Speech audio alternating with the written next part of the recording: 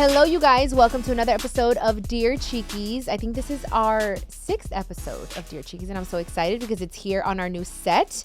And Dear Chiquis is where you guys get the chance and the opportunity to leave me questions, and I answer them on the fly. I don't listen to them before, so we're going to kick this episode off with Rose. Hi, Chiquis. I'm a huge fan of yours, and I met you when you came to Arizona for your concert.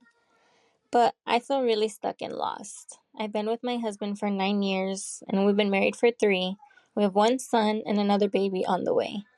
And I just keep catching him liking other girls' pictures that are showing revealing photos, and he's going out of his way to like these photos. And they're not famous people, they're people that we went to high school with, that we have no contact with, that they're just girls and that he's known in the past. And he'll like a girl's picture because he thinks that she's attractive. He messages them all cute, pretty. And I've had multiple conversations with him that this isn't okay and I don't like it and he needs to stop doing it. And he says he understands and that he's not going to do it, but I always catch him doing it. And right now I'm at a point where I feel I deserve better as a wife and I'm not being put first and my feelings aren't being put first. And I honestly, I just want to throw in the towel. But he deleted his Instagram. He says he's never going to do it again. He says that he's dumb and that it was just a mistake. And he's felt disconnected from me for a long time. And our marriage has been rocky. But I just don't trust him. And I don't know what to do at this point. If I should leave him or if I should stay and try to make it work for my kids or for our marriage. But thank you, Chiquis. I love you.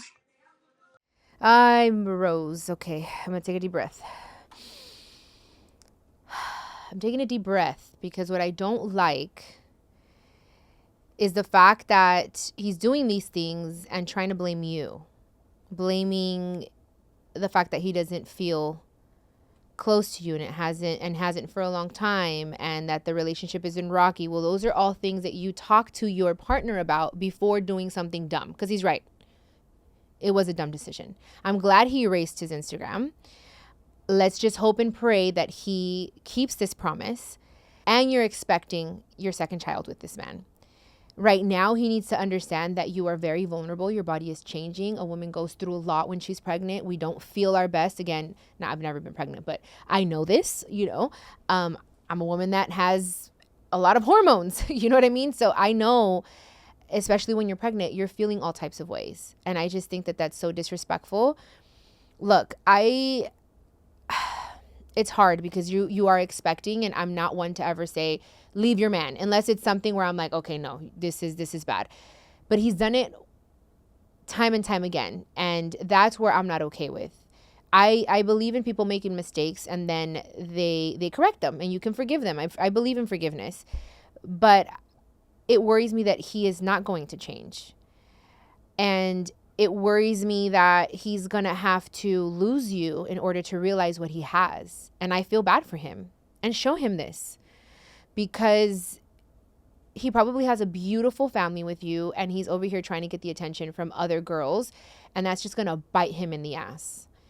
And if this continues again, Rose, if he erased his Instagram and you find out that he has another one or he's doing it somewhere else, girl, you have to love yourself enough to just say, you know what, I'm going to take my babies and I need to find myself a man that's going to only like my pictures. And especially if he's going through the DMs and being flirtatious, that's not okay under any circumstances. No, there's no excuse. There's no reason. That's just super disrespectful to your relationship and to your children. So if you want to forgive him this one time, I think you need to tell yourself, I'm going to forgive him and I'm going to trust him. He erased his Instagram. I think that that's good. You're doing what you have to do for your family. Let's see if he brings in his part and does what he has to do. If he doesn't, you got to cut that shit off, baby. You got to cut it off because it's not going to change. So he needs to find Jesus. Rose, I just got upset. Okay, we're going to start this episode good, though. I took a deep breath. We're good. Rose, I'm wishing you the best. Please keep us updated, okay? I hope that he realizes what he has and focuses on what he has at home, not these girls on Instagram. Even if they did go to high school together, I don't care. No excuse. We're going to move on to Arie now. Hi, Chiquis. I hope you're having the best day ever. I just want to start off by saying I really, really admire the woman that you are. in so many different ways, but especially as an oldest sister, the way you are with your siblings, it inspires me to just be more kind and sweeter and more nurturing with them. I can honestly say that the very first time that I watched the very first episode of I Love Jenny, because I'm kind of late to it, it was like 2020. When I saw just how you interacted with them, I really was like, I want to be like her. But okay, let me talk quickly. So my question is, how do you feel that you are able to access your mother spiritually? I don't know what episode, but you said that now that she's passed on, that she can help you a lot more now.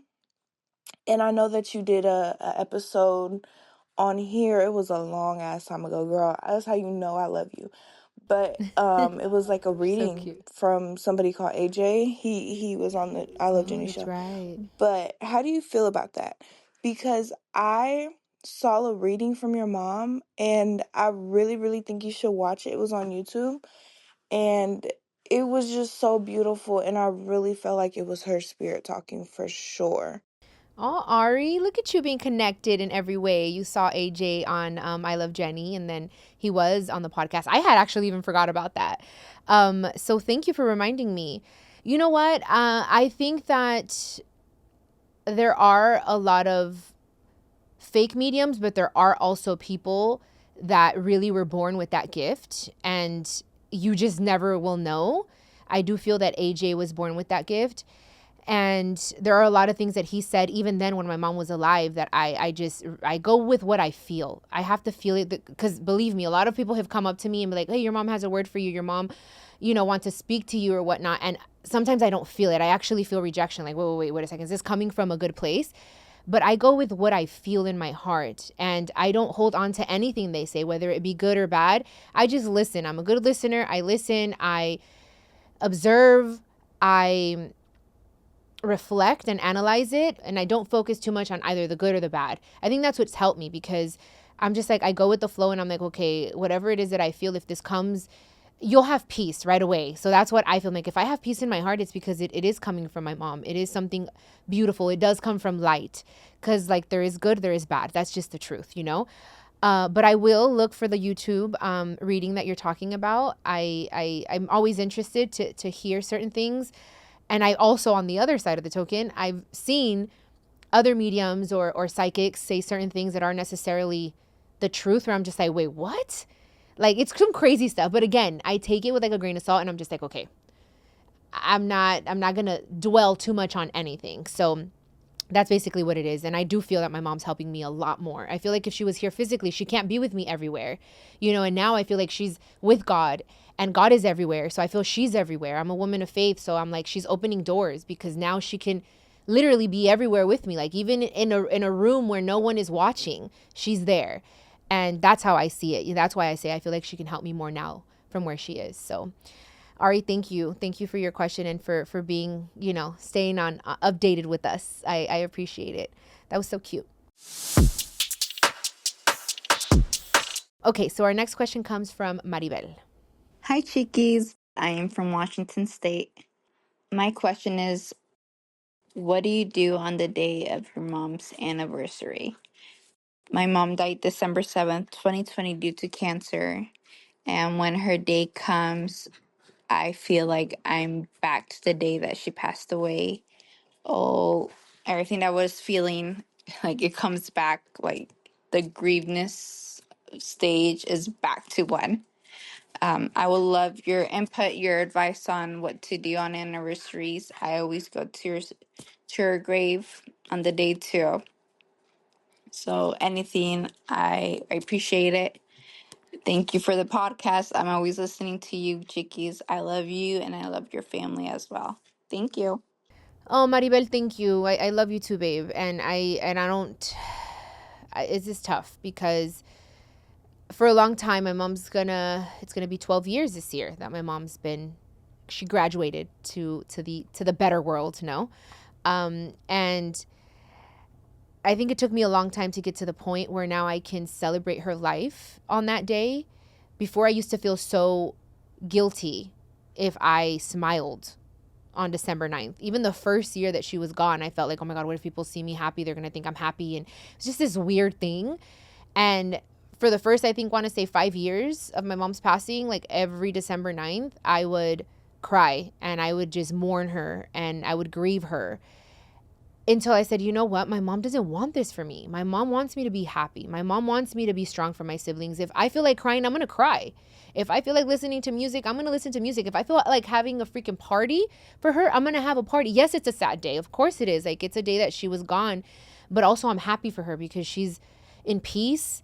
She doesn't feel any pain. She's not dealing with a lot of BS that's happening right now in our world, in our personal life, you know? So I'm in a way happy. So even this past year on December 9th, 2023, my siblings and I were at my house. We got a grupo and we wore pajamas and we just sang and we cried a tiny bit, but then we laughed. And now it's like, I don't care what anyone thinks, what I should do on my mom's day. So it's whatever you feel. Like, if you feel like you want to go and visit your mom at her grave, then you do that. You know, if you don't want to go at 1 year, that's okay. If you want to go to Disneyland on your mom's, whatever is going to make you feel good. But I will tell you, you have to get to the point where you're not crying for her all the time, or, you know, because they want you to be happy. They are in a better place. Once you understand that, like, it helps. You know, there are times when it just hits me out of nowhere still and I'll cry out of nowhere. I could literally be driving down the freeway and I'm like, oh my God, my mom's not here. And it's like this crazy feeling. I don't even know how to explain it. It's so freaking crazy. And I start crying and I'm like, oh my God, I can't believe I'm here and she's not here. You know, it's the craziest thing. And I allow myself to feel it. So just allow yourself to feel it and don't feel guilty if you are happy on that day. You know, things are going to change. It's still very new. So just be patient with yourself, be compassionate with yourself, and just go with whatever feels right to you, is my advice. So thank you so much for your question, and te mando una fuerte abrazo, Maribel. Okay, so our last question comes from Anais. Hey there, Chiquis. First off, I would like to say I love you. I love your siblings. I love Jenica's podcast. And lately I've been on a spending spree over at your mom's boutique online. I've been stocking on the Patrona shirts and hoodie, and oh my God, I just love that image of your mom. It's so badass. I love your mother as well. I got my boyfriend into your mom's music and everything, and whenever I'm watching anything that has to do with your mom, he's just there watching as well. So much love from us both. But I can't really think of a specific question, but I have been wondering about something.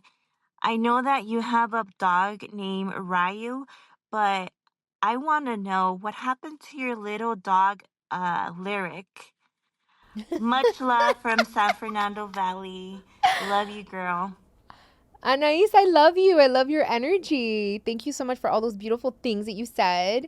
And that is so crazy. I love these questions. See, you guys can ask me whatever you want. Literally anything.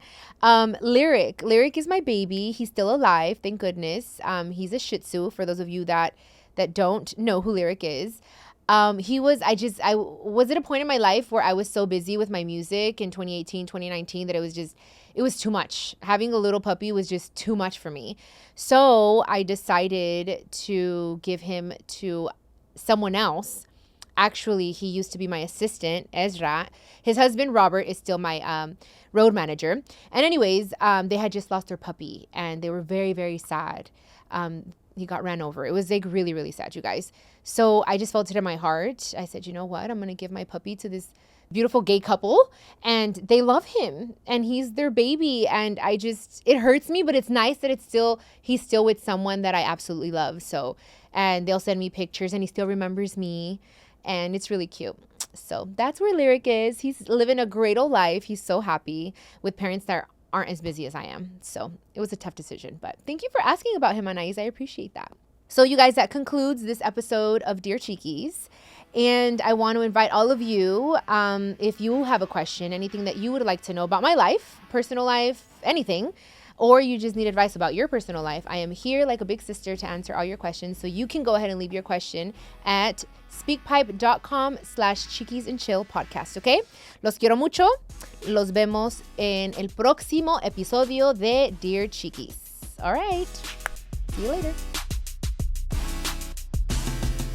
This is a production of iHeartRadio and My Cultura Podcast Network. Follow us on Instagram at My Cultura Podcasts and follow me, Chiquis, that's CHIQUIS. For more podcasts, visit the iHeartRadio app, Apple Podcasts, or wherever you listen to your favorite shows.